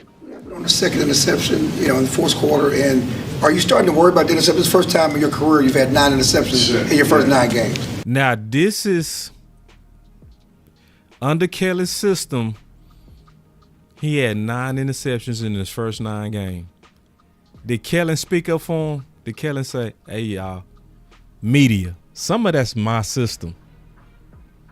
Because under my system, he got to throw the ball with anticipation, and those receivers was out of position, some of those. Did that happen? Did Kellen ever do that? Ever? Guess who's standing up here taking the blame and the bullets for Kellen's system, though? 9 for 9? 9 for 8. Yeah. They looking at you, Dak. Even when it's not your fault. It's going to be some low information people. Because most fans are casuals. Most fans is like that dude JB that keeps stalking.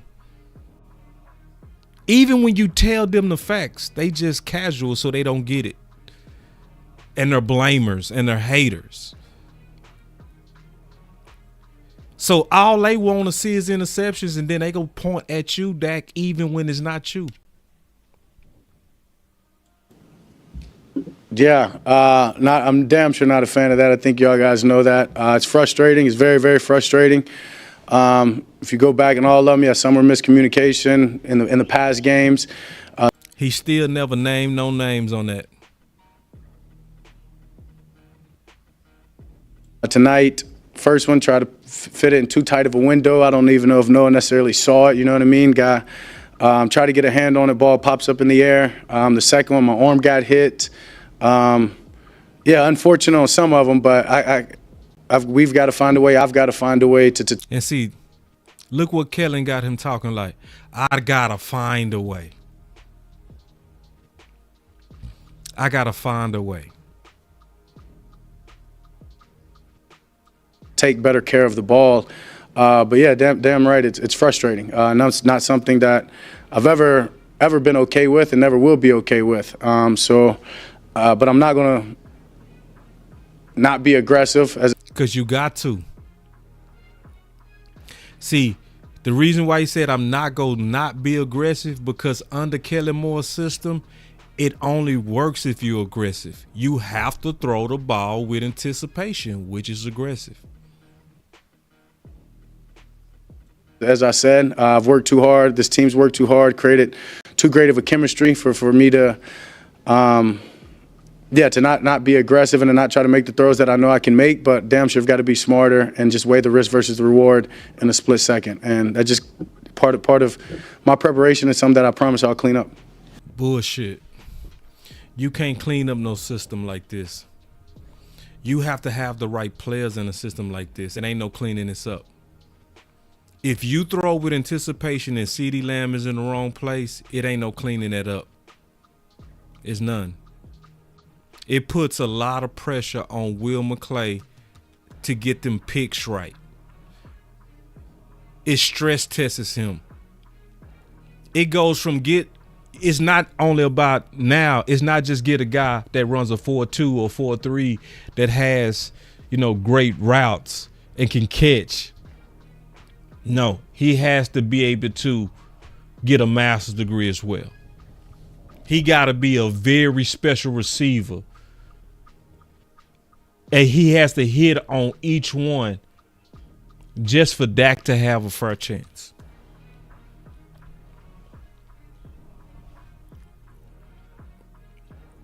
So, I'm finna play the ultimate thing that really explains this, and then we go wrap this up, because it's going to take me only about 30 seconds to really talk about Brian Schottenheimer.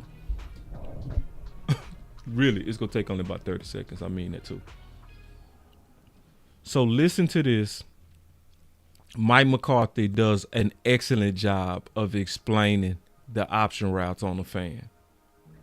A football education from you when it comes to a point of discussion, and this week it's the option route based upon the Packer game.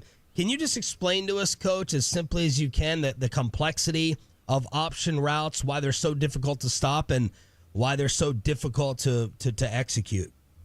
Well, it's just like anything in football. You're tying every route, in an offensive play, but you're tying every route to the quarterback's feet. And the option route is the exception because, the quarterback is the decision maker where the ball goes. And, when you have, a route adjustment that just has, one option at the breaking point of the route. So in a traditional offense, or you could say in the Texas coast, there's only one breaking point at the top of the route, which is much easier on the receivers where they can play much faster. Brian Schottenheimer under the Texas coast is going to have his receivers with only one option. That's why they don't do a lot of thinking, and that's why they can play much faster. Hold on, I got a super chat real quick. So with this super chat, my boy Ags, he said, I'm mad they ran this offense in 2021 when they had the most talent around Dak. Yep. And they trying to run it back. That's what makes me mad, is that they trying to bring this back and nobody is cross-examining Kellen Moore. That's what pisses me off, is that they talking like, Kellen, he's smart. He's great. and nobody's really breaking down his offense. You're going to only hear a real breakdown of his offense on new media. A real breakdown. Yeah. This is the only place. You're going to only get this level of detail from me or J Tuck on Kellen. On Kellen and his offense. You ain't going to get this nowhere else.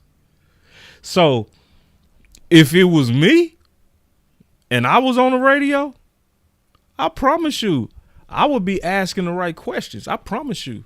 I would be over there like, well, I like Kellen, but does he have a change of gear, or is it still going to always be that you just take what the defense gives you? Is it you can't adjust your offense to become star-driven? Everything is about you being the play calling star? But you're not going to get them type questions from them. You're not.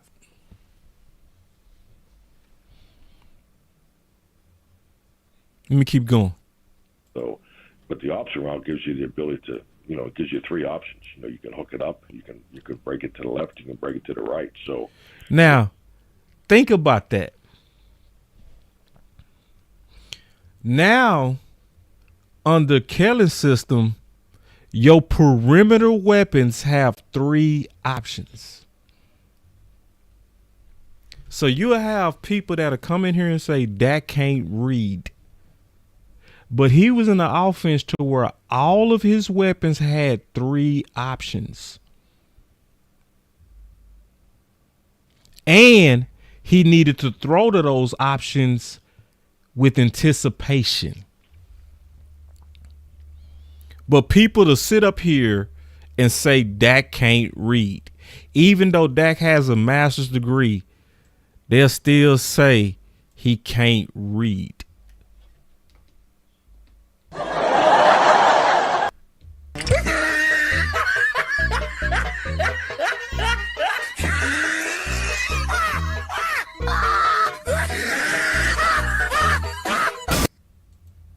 Some people just stupid. Based on the defense and how they defend that, they're going to play with some form of leverage to play to their help of the rest of the coverage unit. So the ability to break away from that leverage, is an excellent advantage for the offensive player on option routes. So, but just like anything, you got to make sure that the technique at the top of the route is critical, because you can't telegraph the option route, because now you're giving the ability to the defender to really to settle and get your hip pocket. So, and you got horizontal option routes, which is I think the one you're referring to, and then you do have vertical option routes too. So it's a route that takes more timing, because if you can see the quarterback, his feet have to be really in position with his cleats in the ground as far as being ready to have the weight distributed to throw the ball, still with some anticipation in it. There that word again. You got to throw. Now you got about 4 weapons with 3 different options, and Dak got to throw it with anticipation. But we got goofies to say he can't read. And Dak was doing it.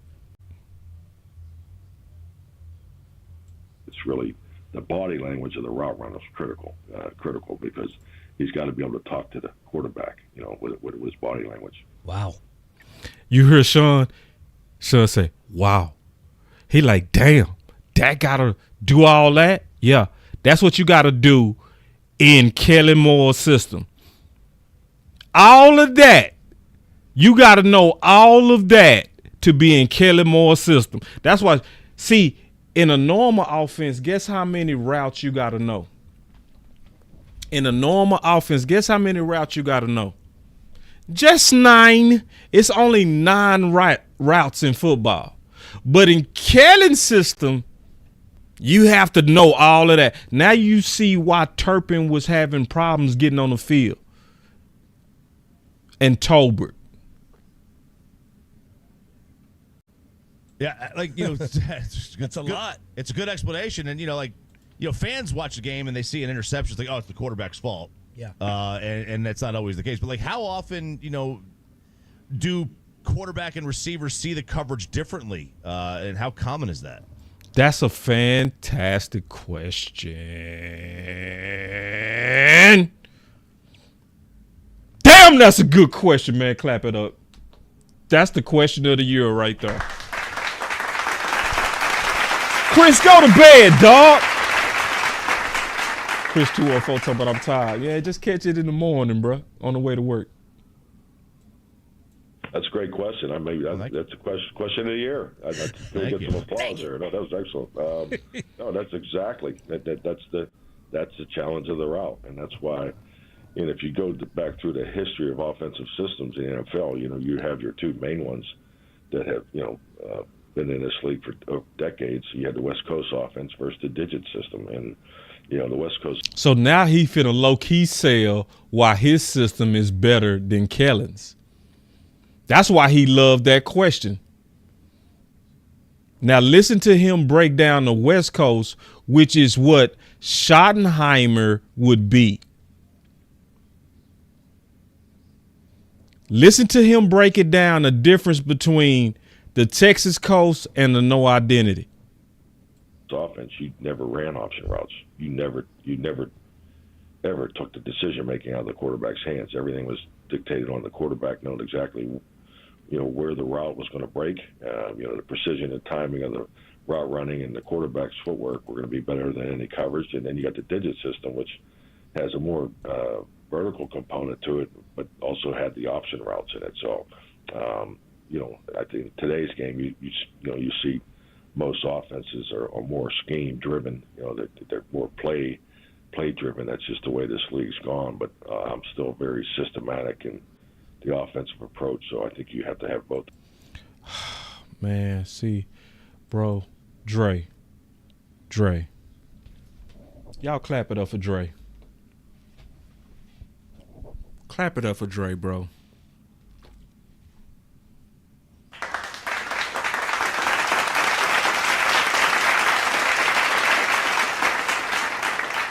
I've been saying that for the last 4 years, Dre.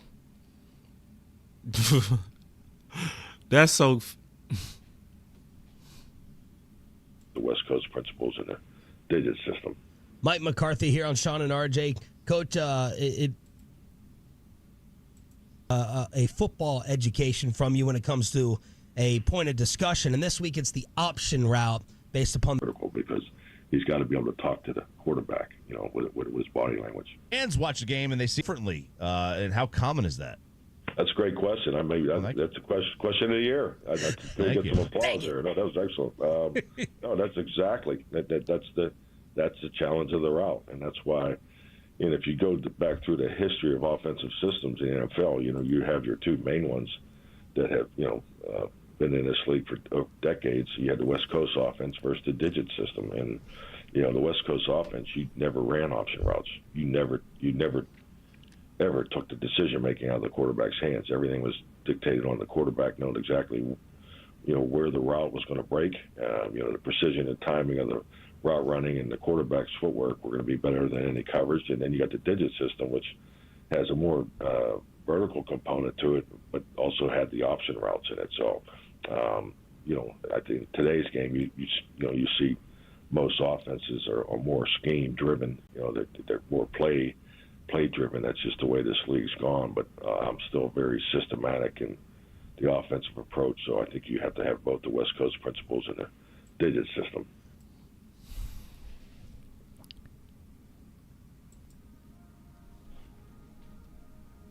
So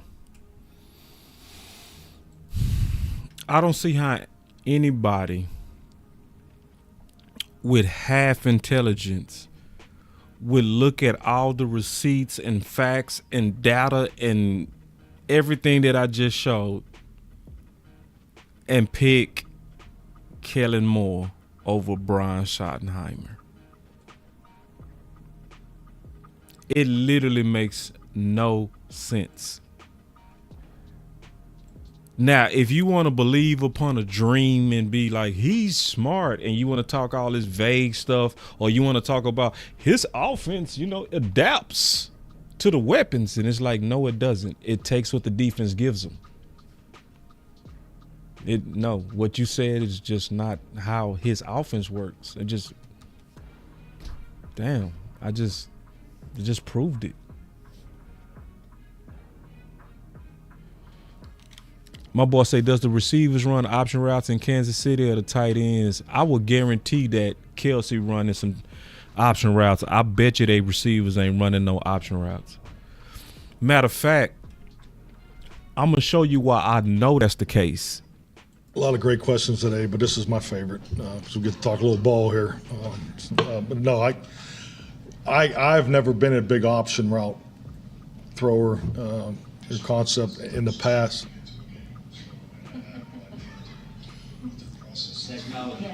I hate that. I still hate that to this day. I fucking hate that so much. I hate that so much. Is he was giving them a clear division between him and Kellen, and they joking and kikiing and laughing. I ain't gonna lie, bro. I'm gonna be all the way honest, man. The mainstream media is failing us. They failing us right now, man. I miss Michael Gelkin so bad.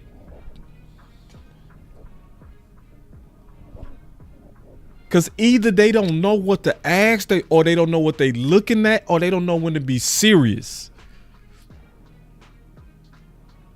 He over here making a clear distinction between him and Kellen's system, and they over here.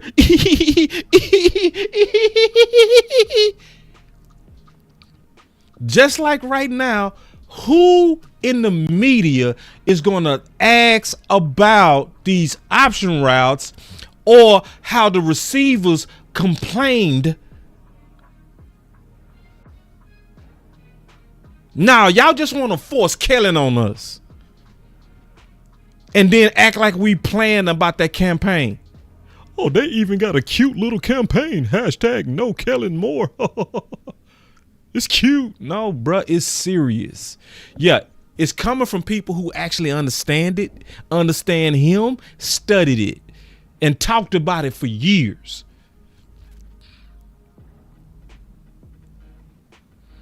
And you're not getting basic questions that they knew happened. Everybody in the media know that them option routes was some problems. And just like they fumbled in this press conference, they fumbling right now. Jerry really gets to have his way with them. See, when Jerry was on that balcony, he said, my subjects. It make me wonder, was that true? Because where's your independence? It could be, like I said, they might not know. They might be watching or watch this later and say, damn, I didn't know that. But you know about them option routes. You might not know about the details of everything, but I ain't talking about that. It looks like you sucking up. It really does. Because, see, you're not even mentioning none of the stuff that I heard you mention before.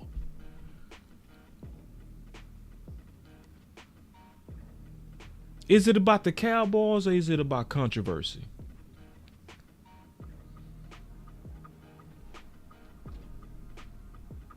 I can't get enough of it. We got McCarthy and stereo. Yeah, it's a little weird hearing your voice. To answer your question, option routes take a lot of time. And option, if you're in the traditional West Coast offense, it's. I tell you, we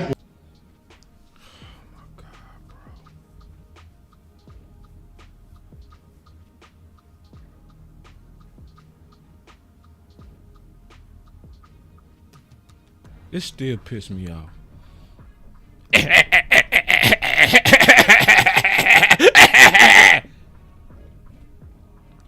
We need to win this week because this thing's turning into a zoo in here. But yeah, but option routes. So They take a lot of time, Michael. Yeah, no, definitely. I mean, if you're going to run option routes, you need to live in that world. That's been my experience. You can't dabble on it. Option routes are really not part of the old traditional West Coast offense. What offense does Brian Schottenheimer run? So for everybody that heard my presentation today that understand the danger, the lack of communication, the fact that your receivers don't play fast, the fact that sometimes they can't hit the field, which coach knows the Texas coast or the West Coast? And which coach is bringing over what he knew from Boise State?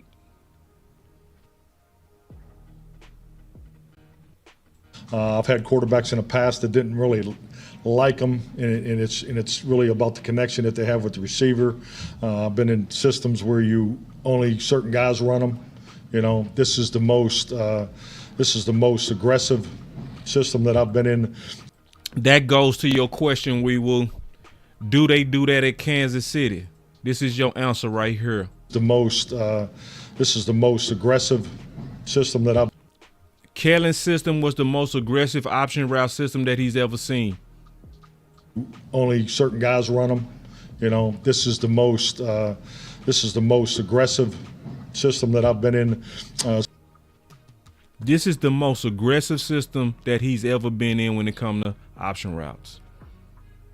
This is the most aggressive system that I've been in as far as many people that do run the option routes.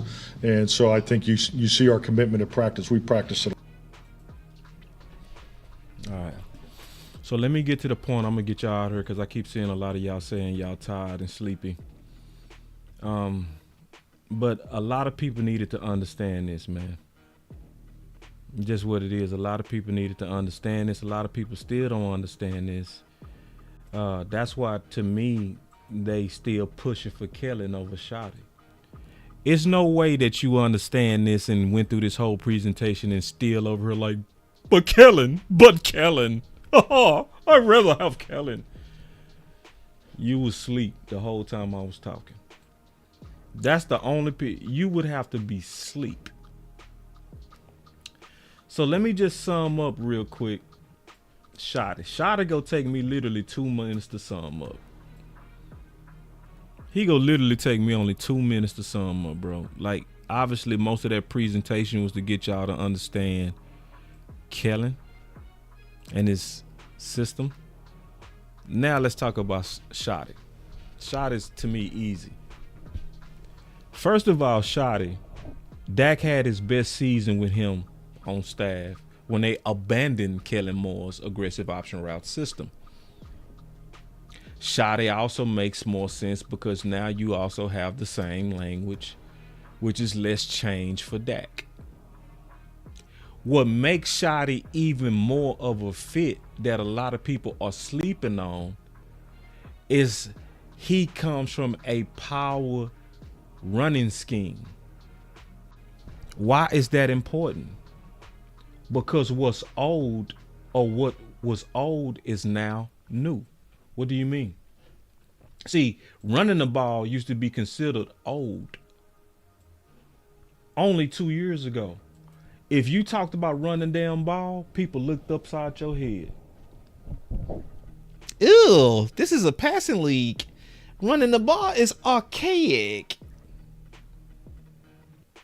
But guess what's new now? What's new now is running the ball. Who's the coach his whole career that was known for having an identity that would commit to running the ball? Who fits the modern running league? What is old, or what was old, is now new. And it fits Shotty, not Kellen. He's also a hands-on leader of men. That is obvious.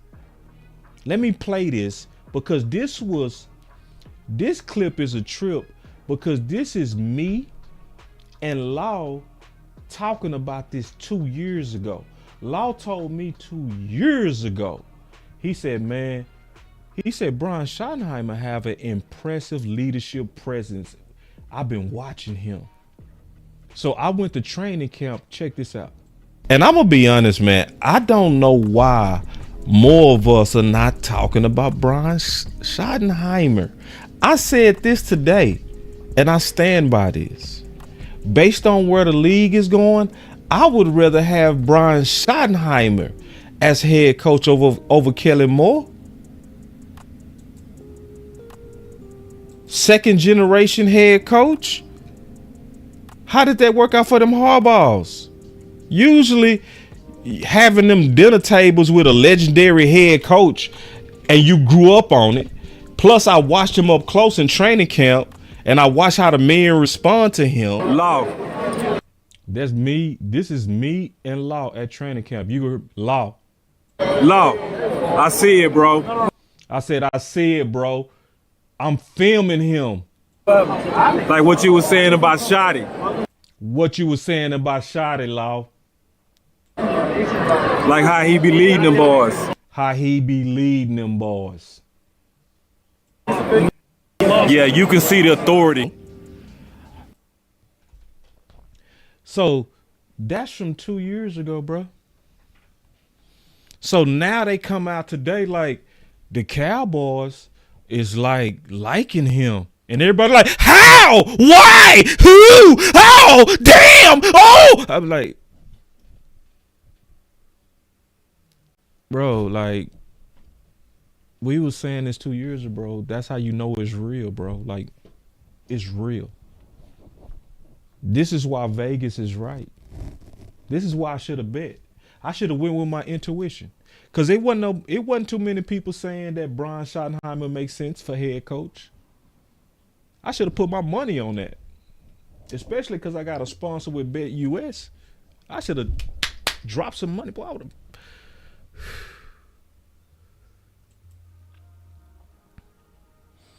So, I'm literally 2 minutes away from being finished, y'all. If y'all can hold.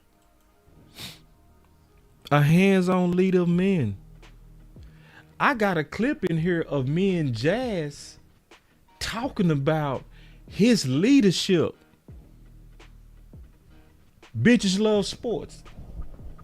Her name is Jazz, but her show name is Bitches Love Sports. We was up there talking about it. We sitting up there talking about Shotty from the stands, talking about look how he leading them guys. Look who running the offense. Yeah, I looked at that video that Okoye did, killed it. Yeah, Okoye killed it. Great job breaking down Shotty. That's why I don't understand all these. Oh man, oh what the hell? Nobody knew Shotty. Oh no, really? Shotty? I'm taking Kellen. What? Are you serious? No, I'm not.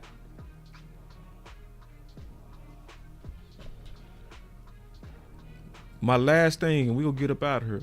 Multiple receivers already admitted way less confusion than Kellen, and I should add to that, playing faster. It's clear to me. It's not even hard. If you asking Kellen's no identity offense versus Brian Texas Coast power, and where the league is now, you can keep Wonder Boy. You can keep him. I'm not going with them old vague statements that he's smart and all that kind of stuff. Nah, I really looked under the hood. And I gave y'all the full breakdown of who he is, what his offense is, why it's going to tease you, and why it's going to fail when you need it the most. You can't depend upon a system to beat ballers. You need ballers to beat ballers, and you need a coach that would lean on ballers. You don't need a coach that's going to lean on his brain, how smart I am. I can out-scheme you. Nah, I need a coach that know how to give his brain a break. Sometimes just throw that thing up to CeeDee Lamb because he just the best dude out there. Just go for it. I'm going to give my brain a break right now.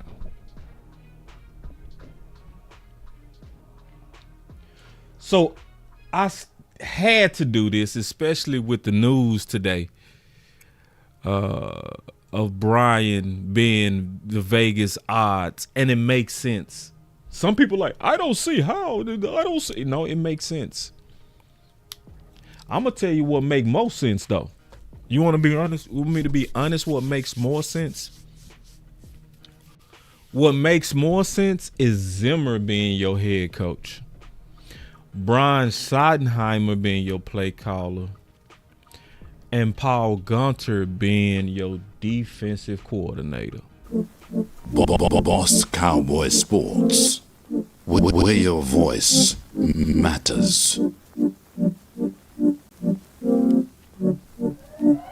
Look, moving too bossy, we don't tread softly, but not flossy, the streets that taught me, moving too bossy, we don't tread softly, but not flossy, the streets that taught me, I'm just trying to get my nigga paid. We came from Section 8, and I knew I was at since the second grade.